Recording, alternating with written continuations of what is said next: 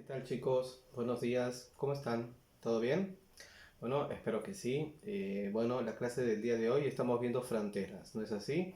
Entonces la clase del día de hoy la vamos a hacer sobre la frontera con Ecuador. Vamos a empezar la clase como siempre lo hacemos conmigo, dándole las gracias a Dios. Le agradecemos a Dios porque estamos vivos, porque tenemos salud, porque estamos con nuestros padres, porque tenemos algo que comer, por todo aquello que haya que agradecer, ¿no? Y también pedimos cosas. ¿Qué cosas se puede pedir? Cosas materiales, ¿sí? ¿Qué cosas? ¿No? Justamente esta época nos tiene que enseñar a valorar cosas. Lo más valioso, por eso se llama valorar, de ahí viene, ¿no? Lo más valioso deberían ser justamente las cosas que no son materiales. ¿Cómo cuáles? ¿No? Por ejemplo, mm, la salud, la vida, el amor, los amigos, ¿no? Vamos a empezar pidiendo esas cosas. Ya le dimos las gracias. Pidamos por esas cosas. Y quiero empezar la clase por lo último que acabo de mencionar. Los amigos. ¿Qué son los amigos? ¿No? Ustedes ya van a terminar la escuela, ¿no? Entonces quería conversar algo con ustedes. Hay distintas concepciones de amistad. La que más me gusta, la que siempre he seguido yo creo, es la de Aristóteles. Aristóteles tiene un libro bien bonito que habla sobre la amistad. Pero hay otras concepciones, ¿no? Dentro de la filosofía que hablan sobre la amistad. Hay un filósofo griego que se llama Epicuro. Epicuro era un filósofo para su época transgresor, permitía el ingreso de mujeres, ¿no? Dentro de su escuela filosófica, algo que era inadmisible para la época, ¿no? ¿Cómo van a entrar mujeres? La mujer tiene que estar en la casa,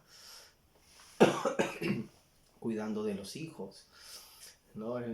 No, las mujeres también son parte de la sociedad, que vengan las mujeres y departían con ellas, ¿no? Era como hacía cosas distintas dentro de las doctrinas filosóficas y tiene una concepción bien interesante que es distinta que la aristotélica, pero me parece que para nuestra sociedad actual es como más válida. Él habla de la amistad cuando habla de la felicidad, que dice cómo se puede vivir una vida feliz, ¿no? Disfrutando justamente de lo que acabo de decirles, ¿no? Uno vive la felicidad disfrutando de los bienes que no son materiales, en especial de la amistad, ¿no? La amistad la define como un bien.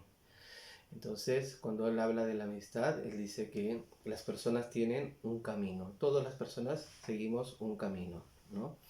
Y hay momentos en los cuales me cruzo con otra persona en ese camino.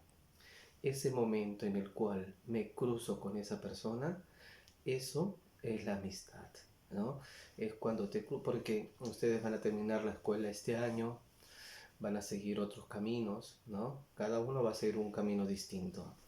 Pero el tiempo que compartieron juntos, ese tiempo es el tiempo de la amistad. Y uno es feliz disfrutando del tiempo con los amigos. Es bien bonito, es la forma en la cual lo plantea, ¿no? Eh, la amistad la va a definir en oposición a, por ejemplo, a la relación de pareja, ¿no? Tu enamorada, tu enamorado, ¿cómo está? ¿No? Está todo el tiempo que te manda, ¿dónde estás? ¿No? ¿Con quién estás? Bueno, ahora todos estamos encerrados, no pasa nada, pero antes te mandaban tu WhatsApp, ¿dónde has estado? ¿Con quién has estado conversando? ¿No? Entonces, en la amistad no tiene eso. La amistad para Epicuro es como, ¿no? Uno puede tener muchos amigos. Por eso es un amor más especial que el de pareja, ¿no? Entonces, la amistad es ese momento en el cual, cuando voy caminando, me cruzo con otra persona y con esa persona, ¿no? Camino junto. Después esa persona seguirá su camino y yo seguiré mi camino. Y mientras estuvimos juntos, fuimos felices, ¿no? Porque él definía la felicidad a partir de eso. Ustedes están en la escuela, bueno, ya están terminando quinto de secundaria. Se dan cuenta de que muchos me dicen, ¿no? Ya no me comunico con tal, no hablo con tal, ¿no? Solo no hablo con muchas personas. Pero así funciona la amistad, ¿no? La amistad son caminos que cada uno va a tomar. No está mal, no se le puede pedir lo mismo que a tu pareja, que sea toda tu vida tu compañera, no tu compañero. Tiene que estar conmigo toda la vida, hasta viejito, tú me lo dijiste. No, el amigo no es así. ¿No? Con el amigo hay más libertad. Entonces solamente disfrutar de esa libertad que te da el amigo. Y cuando están juntos, pasarla bien, ¿no? Disfrutar de ese momento juntos, de la compañía, reírse juntos, ¿no? Por eso es que siempre le digo, los extraño tanto a ustedes, porque con ustedes uno se puede reír, ¿no? Eso también es amistad, ¿o no? No sé, ¿no? Aristóteles piensa distinto el tema de la amistad. Vamos a tocarlo a otro momento, el tema de la amistad de Aristóteles. Pero me parece que Epicuro lo puede entender, sería mejor entendido en nuestra sociedad actual, ¿no? Que las personas, por el tamaño de la ciudad, por las vidas que van a llevar, están más en movimiento, ¿no? Son acompañamientos en ciertos momentos de tu vida, pero con reglas claras, ¿no? A mi amigo no lo voy a engañar, a mi amigo no le voy a fallar, voy a estar cuando él lo necesite, pero también tu amigo tiene que saber que las reglas son recíprocas, ¿no? Si es que tú lo necesitas, él también tiene que estar para ti, ¿no? Si tú no le vas a fallar, él tampoco te puede fallar a ti. Y si lo hace, ¿no? ¿Qué pasa? Hay otra frase, vamos a combinar frases, ¿no? Sor Juana de la Cruz. Sor Juana de la Cruz es una religiosa que es bien interesante para leer. ¿No? La lees cuando estás en la universidad. Mis amigas de literatura me la enseñaron. Sor Juana de la Cruz tiene una frase alucinante, ¿no? Ella decía, no nos define lo que nos pasa, nos define con aquello que hacemos cuando nos pasa, ¿no? Lo que la otra persona me haga, ¿no? Yo no voy a actuar. Lo que Sor Juan está queriendo decir es que uno no actúa porque la otra persona va a actuar de una manera conmigo, ¿no? Eso no sería yo, ¿no? Yo soy de una manera y actúo de esa manera con la otra persona. Y si esa persona actúa mal, es el problema de esa persona. Yo no soy así, ¿no? ¿Por qué hago esto? Porque hago lo correcto. Entonces, ¿dónde está? ¿Me van a agarrar de tonto? ¿Dónde está mi recompensa? En hacer lo correcto, ¿no? Es bien bonito leer a Sor Juana de la Cruz, ¿no? Haciendo lo correcto uno puede vivir la vida. Eso es lo que dice ella, ¿no? No nos define lo que nos pasa, nos define, ¿no? Con aquello que hacemos, con lo que nos pasa. En la vida nos van a pasar un montón de cosas y uno decide qué hacer con esas cosas, ¿no? No te puedes decir, tu amigo se portó mal, bueno, es problema de esa persona, ya aprenderá. Tú no eres igual, ¿no? Bien, estamos hablando sobre el tema de la amistad. Ahora están terminando ustedes quinto de secundaria y muchos se van a tomar caminos distintos, pero en el tiempo que estuvieron juntos, ¿no? En el tiempo que fueron amigos, eh, se la pasaron bien, ¿no? Se rieron, se divirtieron, fueron felices. Lo que les decía en la clase pasada, éramos felices y no lo sabíamos, ¿no? Eh, ha llegado una alumna nueva, nos sirve para darle la bienvenida. Mel, bienvenida y eres parte, ¿no? Todos somos parte de quinto de secundaria. Es un salón bien bonito, ¿no? Ya habían nuevos, ¿no? Eunice, está Valderrama, hay varios chicos nuevos en el salón, ¿no? Y hay otra alumna nueva más. Entonces, va a ser un grado con muchos nuevos, justo, ¿no? Porque siempre nos quejábamos de tercero de secundaria, ¿se acuerdan? Nos quejábamos de que eran un salón pequeño y ahora que han llegado más, justo ahora, ¿cómo es el destino, ¿no? ¿Qué estarán pagando? Eso se llama karma, ¿no? Ahora que justamente han llegado más alumnos nuevos, no podemos estar todos juntos, ¿no? Bien, nada, los estoy molestando, chicos. Vamos a hacer la clase del día de hoy. Recuerden que estamos viendo el tema de fronteras. La clase pasada vimos el tema de la frontera con Colombia. Tenemos que tener conceptos claros, ¿no? El concepto del utis possidetis juri, el concepto de libre determinación de los pueblos, que son conceptos que nos van a permitir entender cómo es que se van a formar las fronteras. El de utis possidetis juri es el que significaba, ¿no? Aquellos que poseísteis los seguirás poseyendo, ¿no? Entonces, ¿para qué servía? Para todos los territorios que un país cuando se independiza tiene en su posesión, va a continuar poseyéndolo en la vida republicana, ¿no? Para poder tener dentro de estas nuevas repúblicas que van a formarse y no hayan guerras. Entonces se instala este principio jurídico del utis possidetis juri, ¿no? Entonces lo que poseía antes lo voy a continuar poseyendo, ¿no? A pesar de que ya no sea ya no sea una colonia de España, pues era un país independiente, pero este país estaba formado por unos ciertos territorios que van a continuar estando en la misma posesión de ese país, a pesar de que ya no son una colonia, sino son una república, ¿no? Entonces ese es el primer principio que hay que entender, el de utis possidetis juri, y el segundo es el de la libre determinación de los pueblos. El de la libre determinación de los pueblos es en el que un pueblo por libre albedrío, por elecciones, ¿no? Por cabildo, van a decir que se quieren seguir perteneciendo a la instancia en la cual se encontraba al momento de la independencia o van a cambiar.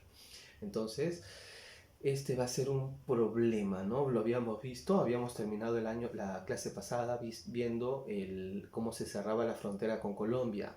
Vimos desde la Gran Colombia todos los problemas que hubo hasta la guerra que hubo, la guerra de la Gran Colombia con Perú, después los conflictos que hubieron entre Perú y Colombia y cómo se va a sellar todo.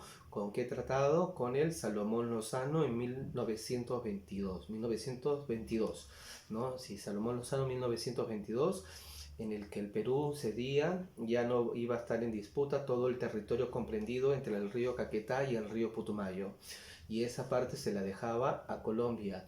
Inclusive el trapecio de Leticia también se le entregaba a Colombia, ¿no? Que el Perú los reclamaba para su propia la conformación de su país, de su territorio nacional, ¿no? En un principio Perú formó la ciudad de Leticia, ¿no? Por eso ese trapecio de Leticia se llamaba así, y el Perú lo va a ceder a Colombia para poder cerrar con Colombia alguna frontera en paz, ¿no? Y también ganar un aliado con lo que iba a ser con Ecuador. Entonces entendemos algunos conceptos, el concepto del utis possidetis juri, el de la libre determinación de los pueblos, y hay que entender un documento en particular, el documento de la Real Cédula de 1802. ¿Qué pasaba? En la Real Cédula de 1802, espérenme, por aquí tengo algo, en la Real Cédula de 1802, el Perú... un ratito, voy a buscar mi mapita. Aquí está, ¿no? En la Real Cédula de 1802, aquí está Colombia, acá está Ecuador, este es el Perú.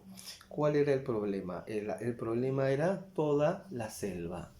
Toda la selva, toda esta parte de aquí, pertenecía en el 1717, sí, 1717 y después en 1732, tengo todas las fechas entreveradas, ¿no? Se crea el Virreinato de Nueva Granada. En el Virreinato de Nueva Granada, esta zona, la Maynas, que se le llamaba, Maynas, pasa al territorio de la Gran Colombia, ¿no? Lo vimos en la clase pasada, pero cuando se crea el Virreinato de la Gran Colombia, toda la parte de la selva pasa a la Gran Colombia. Pero después va a haber una real cédula, la real cédula que va a emitir la corona española en 1802. En esta real cédula lo que decía era que todo este territorio, el territorio de la selva, regresaba al virreinato del Perú. No tenía que ver con la Gran Colombia, no con el virreinato de Nueva Granada. Todo era de España. No había problemas entre virreinatos, porque como todo era de España, no es que ahora tú vas a tener más, yo voy a tener menos, no. No había todavía lo que era la construcción de un Estado-nación como es ahora Perú, Colombia o Ecuador. Pero lo que quería era detener a quién. Aquí estaba Brasil. Brasil era un imperio, ¿no? ¿Qué hacen los imperios? Los imperios se expanden y Brasil empezaba a expandirse cada vez más sobre los territorios amazónicos. La Real Cédula de 1812 lo que hace es regresarle el territorio de Maynas, de lo que es ahora la provincia, la región Loreto, al virreinato del Perú, porque todas las misiones jesuíticas salían desde aquí, desde San Martín, ¿no? Desde Moyobamba, ¿no? Toda esta zona era la zona de Maynas. Entonces, habían solamente siete departamentos, pertenecían al Departamento de la Libertad. Entonces, primero se le dio al Virreinato de Nueva Granada. La Real Cédula de 1802 regresa al Perú, pero ese es el documento por el cual va a haber conflictos entre Colombia, Ecuador y Perú. ¿Por qué? Porque desconocían esta Real Cédula o la entendían estos países de otra manera. Lo vimos en la clase pasada, cuando veíamos el problema con la Gran Colombia. Entonces Ecuador va a decir no, pertenecía a la audiencia de Quito en Ecuador. Entonces, es cierto, antes de la Real Cédula de 1802, toda la parte de la selva pertenecía a la audiencia de Quito, pero a partir de la audiencia de la Real Cédula de 1802, que es el documento legal por el cual nosotros hacemos valer este reclamo territorial, toda la región de Maynas vuelve al virreinato del Perú. Entonces, Ecuador va a desconocer ese documento o inclusive lo va a entender de otra manera, ¿no? Colombia también, que lo vimos en la clase pasada, ¿no? Que va a suscitar un montón de problemas con Colombia. Con Colombia al final se va a cerrar, no solamente perdimos el territorio que estaba entre el río Caquetá y el río Putumayo. El río Putumayo es ahora lo que es la frontera con Colombia, y se le cede a Colombia esto de aquí, que es, ¿lo ven? El trapecio de Leticia. Aquí estaba la ciudad peruana de Leticia, lo habían fundado colonos peruanos. Ecuador, que decía, toda la región sigue perteneciendo, toda la región de Maynas sigue perteneciendo al Ecuador, ¿no? Es más, Ecuador, cuando hace sus fronteras con Colombia, va a cederle todo lo que digan los colombianos lo va a ceder. ¿Por qué? Porque Ecuador quería tener a Colombia cercano para su reclamo contra Perú, porque a Ecuador lo que realmente le interesaba era toda la zona de Maynas. ¿Cuál es la postura oficial peruana? Lo que les estoy diciendo. Nosotros nos amparamos en la Real Cédula de 1802.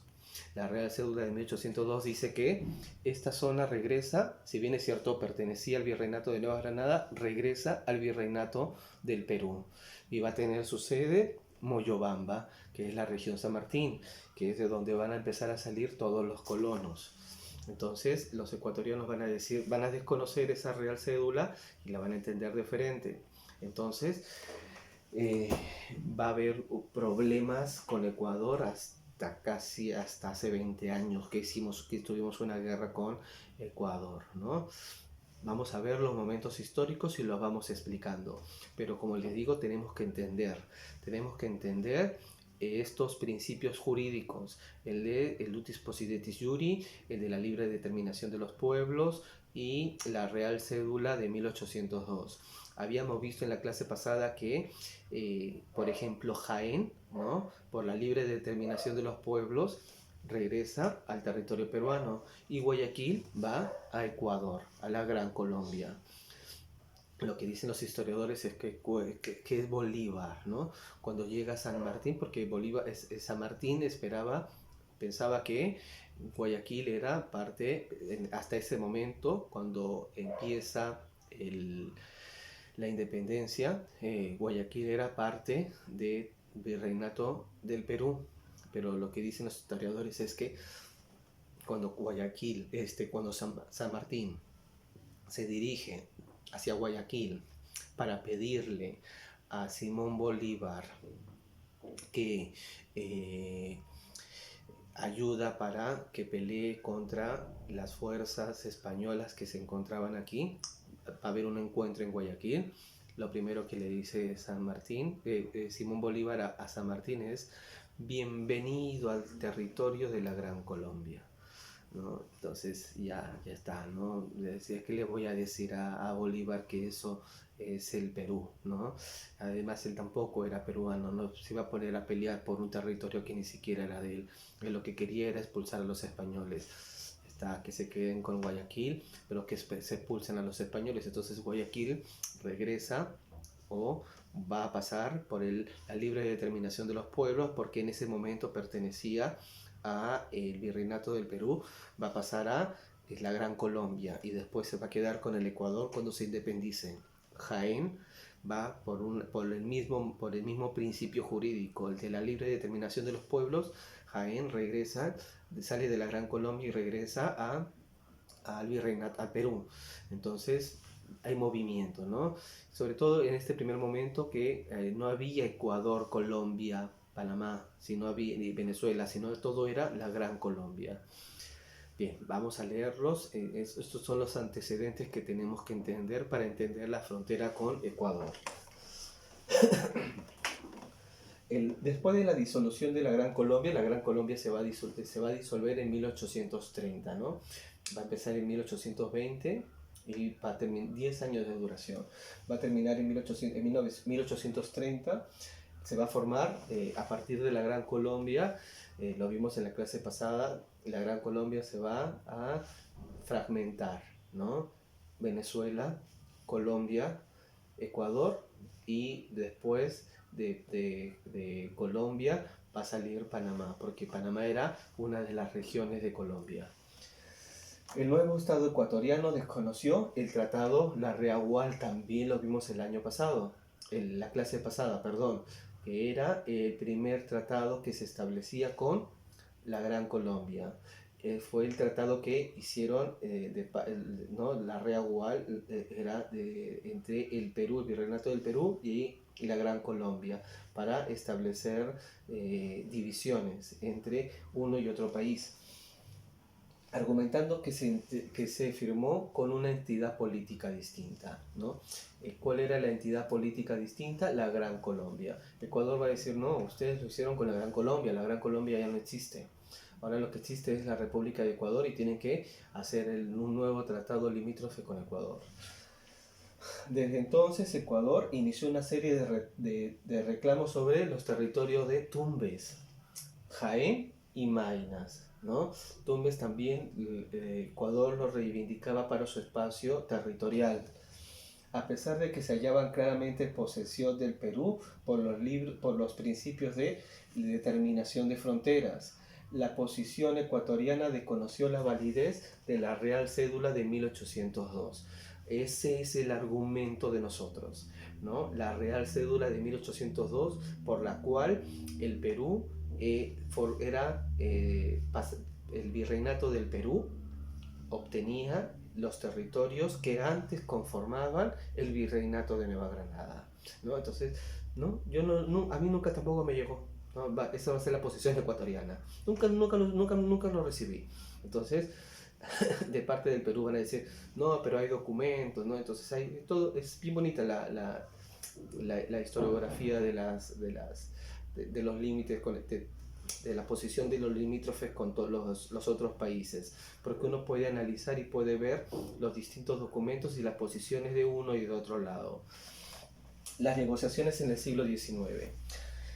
En 1832, el representante diplomático ecuatoriano Diego Noboa y el ministro peruano José María Pando firmaron un tratado en el que se estipulaba que la cuestión de límites permanecía pendiente, ¿no? Este tratado Pando-Noboa van a decir no se cierra nada, pero que mientras no se llegase a un acuerdo se reconocía el derecho del Estado peruano sobre la posesión peruana de los tratados de los territorios en disputas, Tumbes, Jaén y Maynas.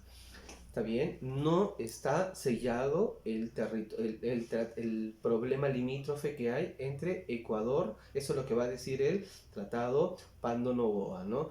No está sellado la cuestión de límites, pero Perú, que hasta ese momento tenía de facto, ¿no? una administración territorial sobre Tumbes, Jaén y Maynas, va a permanecer con el Perú, ¿no? Hasta que se solucione. Después vamos a ver cómo lo solucionamos. El Tratado Pando-Noboa es importante porque es el único hasta 1867 que menciona los límites entre Perú y Ecuador, ¿no? ¿Cuáles eran los límites? De parte del Perú está Tumbes, de parte del Perú está Jaén y de parte del Perú está Maynas. Maynas es ahora Loreto. En la provincia de Maynas, constituida legalmente como región política en Loreto a partir de 1853, surgió el primer conflicto armado con Ecuador. ¿Qué pasó? ¿No? Los ecuatorianos, terrible, el presidente ecuatoriano tiene un montón de deuda a su país y le dice a Inglaterra, cóbratelo con Maynas, quédate con Maynas y te lo cobras, ¿no? Entonces, el general Francisco Robles otorgó los márgenes de los ríos Bobonaza y Pastaza para uso y explotación de sus acreedores extranjeros en el año 1857. Es decir, Ecuador tiene en esta época un problema financiero importante y le dice a sus acreedores, eran ingleses, le dice a los acreedores ingleses, cóbrate, ¿no? Yo tengo un territorio que no lo uso, es la provincia de Loreto, no Maynas, y con eso te lo cobras, ¿no? Las acciones armadas, eso va a hacer que Perú le inicie una guerra a Ecuador y Perú va a llegar hasta Guayaquil. Las acciones armadas llevaron al Perú a ocupar la ciudad de Guayaquil. Ecuador se encontraba en una grave situación económica, ¿no? Entonces, si recuerden, la época 1857 es la época del guano. El Perú está en una posición económica privilegiada. En enero de 1860 se va a firmar el Tratado Mapasingé, en el que Ecuador declaró nula la adjudicación de los territorios cedidos a sus acreedores. Está bien, ¿no? Entonces, Ecuador, tras ese Tratado de Mapasingé, que Perú lo va a obligar a firmar a los ecuatorianos, va a decir, está bien, no, sí, este territorio no debió, este general, el general Francisco Robles, queda nulo lo que había firmado, ¿no? Aceptó provisionalmente los límites que estaban cedidos en la Real Cédula de 1802 y convino en hacer una rectificación de los límites. Quedó como en suspenso. Todavía, a pesar de que el Perú gana esta guerra, va a quedar en suspenso la realización de una guerra. Pero eso no va a terminar aquí, ¿no? En 1887, el gobierno ecuatoriano pretendió restablecer el acuerdo de 1857, ¿no? Recuerden, 1887. ¿Qué está pasando por el Perú? Estamos saliendo de la guerra con Chile, ¿no? La guerra con Chile va a empezar en el 1879 y termina con la firma del Tratado de Ancón en 1874, ¿no?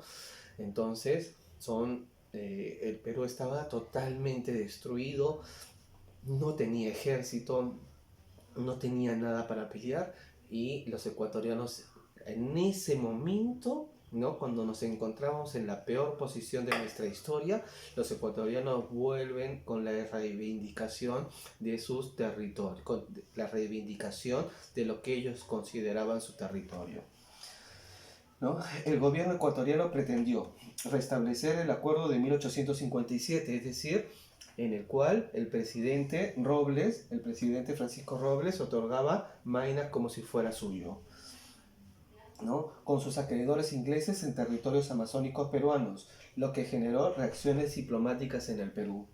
Esto llevó a la firma de un tratado que se va a llamar García Herrera en 1890, en el que el Perú mantenía los territorios de Jaén y Tumbes, pero perdía gran parte de Maina, Loreto.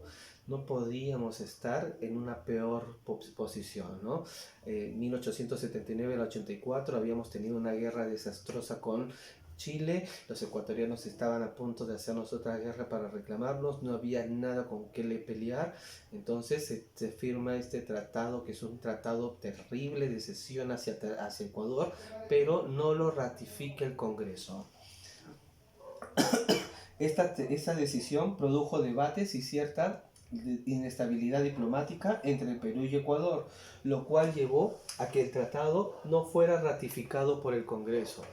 Todo tratado internacional no es tan solo que lo firmen los presidentes, sino que tiene que ser ratificado por el Congreso Nacional. El Congreso no lo va a ratificar, entonces esa es la postura peruana para decir que ese tratado no era válido. ¿Qué decía el tratado? Que Jaén y Tumbes son de Perú, pero Maina, Loreto pasa a posición de Loreto, ¿no? Terribles. Por lo tanto, carezca de valor legal. Para solucionar el conflicto, ambos países designaron como árbitro al rey de España. La situación se agravó, miren esa parte, la situación se agravó cuando el gobierno ecuatoriano supuso que el arbitraje del monarca español sería favorable al Perú, lo cual inhibió al rey de dictar un fallo correspondiente. ¿No va a ser el fallo a favor de nosotros los ecuatorianos? Entonces no quiero saber nada con tu fallo, ¿no? Entonces solamente estoy de acuerdo si es que el fallo va a estar a favor mío. Si no va a estar a favor mío, no estoy de acuerdo. ¿En qué se va? Lo que nos dicen los historiadores es que el rey de España, al cual se le había perdido arbitraje, se iba a guiar sobre la real cédula que había hecho su propio reino, el reino de España. ¿Cuál era? La Real Cédula de 1802, que es el amparo jurídico que el Perú ha mantenido desde el inicio con el Ecuador.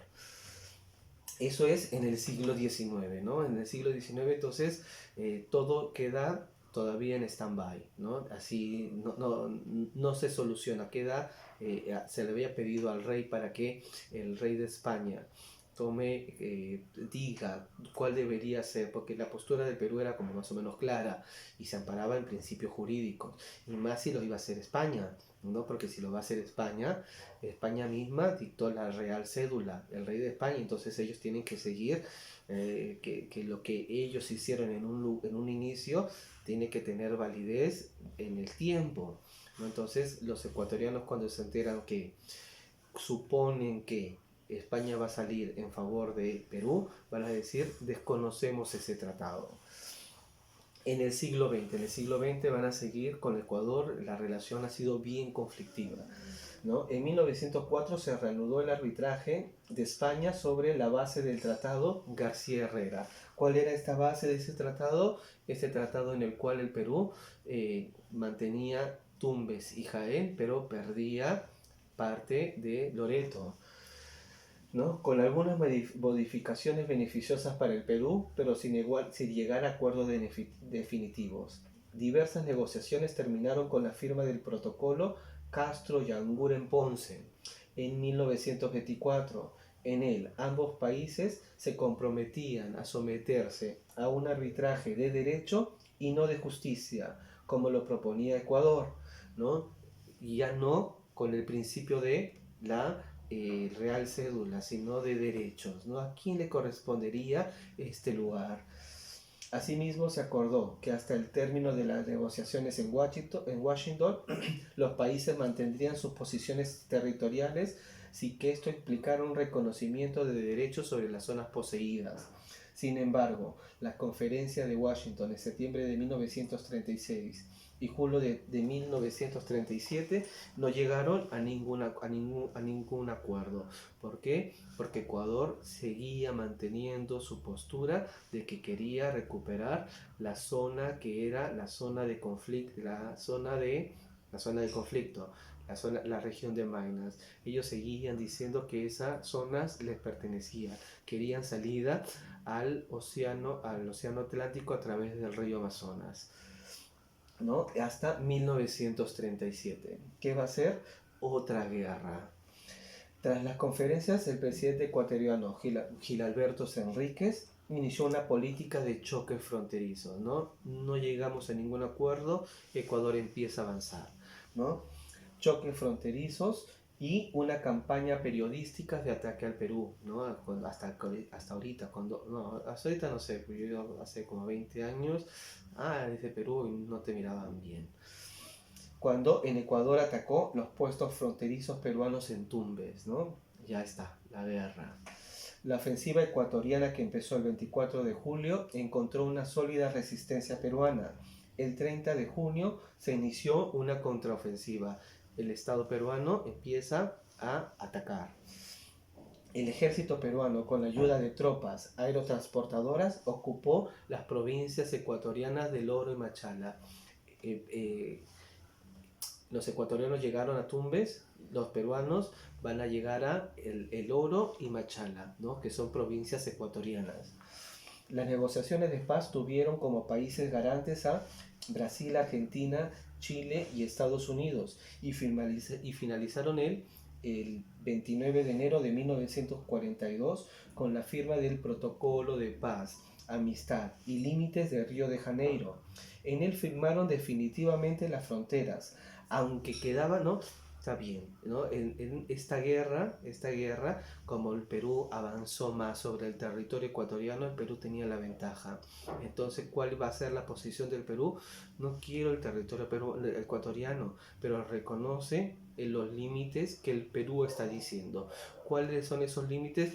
Jaén es de Perú, Tumbes es de Perú, Loreto, Maynas es del Perú. Y los obligan los ecuatorianos a firmar ese tratado. ¿Cómo se llamaba el tratado? Protocolo de Paz, Amistad y Límites de Río de Janeiro. En él firmaron definitivamente las fronteras, aunque quedaba por remarcar un tramo de 78 kilómetros, casi nada, ¿no? En la cordillera del Cóndor. Ecuador, sin embargo, impidió que se concluyera la delimitación y la defendió a partir de 1960 con la tesis de la nulidad del protocolo. Ecuador va a decir, si no es mío, no, igual que Bolivia, ¿no? Bolivia tiene una tesis parecida con Chile, ¿no? En su constitución de Bolivia está en que tienen que tener salida al mar, y cada vez que van a un arbitraje internacional y no son favorecidos, ¿qué dicen los bolivianos? Desconozco la conclusión de ese fallo, no desconozco el fallo, ¿no? Entonces los ecuatorianos también, si no tengo lo que quiero, desconozco el fallo. Esta indefinición del tramo fronterizo, ¿no? Y el fuerte nacionalismo ecuatoriano ayudaron a agravar las tensiones, situación que llevó a conflictos como la de Falso Paquilla en 1981. Se encontraba de presidente, lo están viendo ustedes en historia. El presidente es Belaúnde. Justo coincide, ¿no? coincide, no es casualidad que coincida, están viendo en historia, estamos viendo en geografía la frontera con Ecuador, estamos viendo en historia el gobierno de el presidente, el primer presidente del regreso a la democracia, Fernando Belaúnde Terry, ¿no? Durante la época de Fernando Belaúnde Terry va a ocasionarse un conflicto fronterizo otra vez, guerra con Ecuador. Ecuador planta, como quedaba este tramo de 78 kilómetros, ¿no? Ecuador va a decir, lo que decía en el convenio era que el puesto era Paquilla, ¿no? Lo que los ecuatorianos van a poner otro Paquilla en el lado de peruano y van a decir, no, eso es mío. Entonces, eso va a ocasionar que el gobierno, el Perú, le vuelva a hacer otra vez un enfrentamiento, una guerra con Ecuador, ¿no? Vemos nuestra relación con Ecuador, con nuestros vecinos, es terrible. La paz definitiva con Ecuador. La falta de una demarcación definitiva generó nuevas infiltraciones ecuatorianas al territorio peruano, como las de fines de 1994, en las cabeceras del río Cenepa. Tras fracasar las vías diplomáticas, el 26 de enero de 1995, ahorita, 95, ¿no? Se produjo un primer enfrentamiento.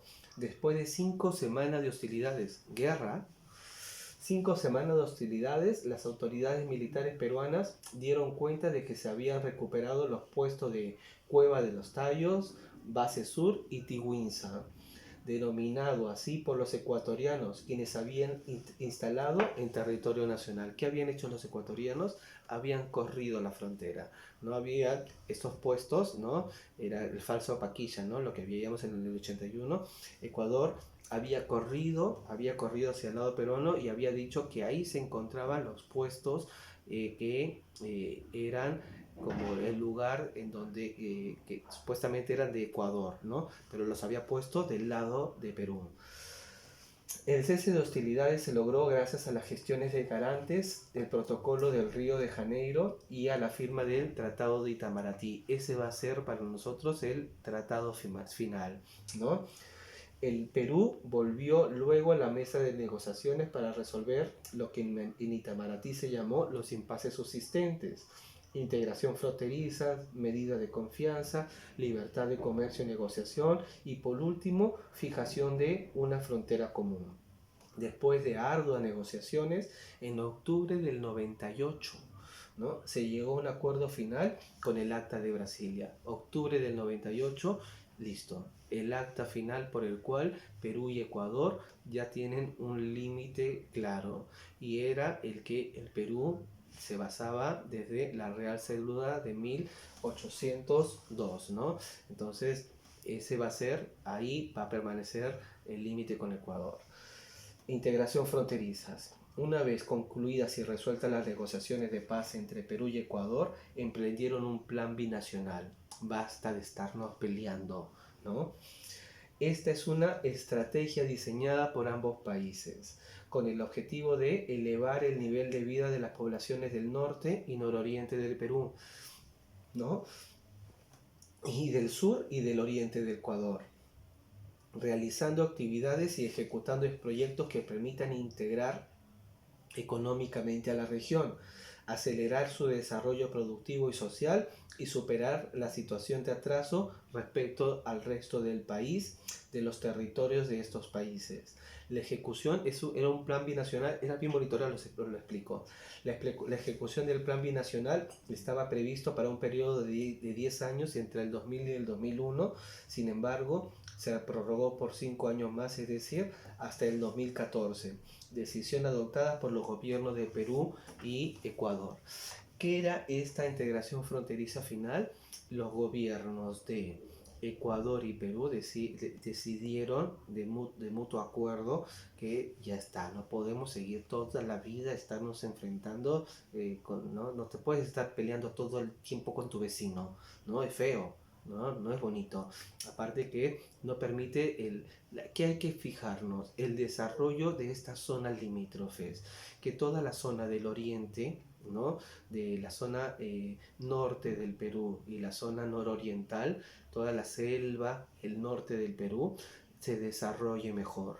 Y toda la zona sur de Ecuador y el oriente también se desarrolle mejor. Y ambos pueblos se integren más.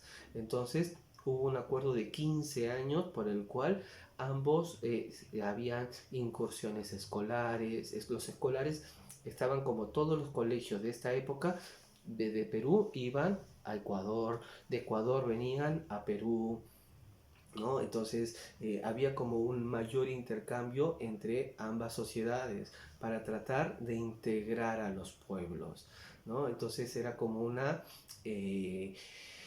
manera de terminar con esta guerra eterna y que Perú y Ecuador, perdón, hay un mosquito, ¿no? Hay un mosquito ahí, me está fastidiando. El Perú y Ecuador sean países, ya dejen de estar peleando y sean países más amigos, ¿no? Entonces es un plan bien bonito. Entonces, hasta ahorita sería interesante tenerlo, ¿no? Todas las promociones de todos los colegios ir, bueno, perdón por decirles lo que deberían de hacer justo ustedes que ahorita no pueden irse de viaje, ¿no? Pero sería bonito, ¿no? Todas las promociones de los colegios que vayan a Ecuador, ¿no? A conocer Ecuador. Las playas son bonitas en Ecuador, son bien bonitas, ¿no? Entonces, igual, los ecuatorianos, todos que vengan a Perú, somos vecinos, ¿no? Tenemos una historia en común. Deberíamos estar más unidos en vez de estarnos enfrentando. Esta es la historia de cómo se fue desarrollando la frontera con Ecuador. Ya saben que los que tienen que hacer su material de estudios. No les quito más tiempo. Espero que tengan un buen día, chicos. Estoy pensando en ustedes. Y los trabajos no se olviden. Chau.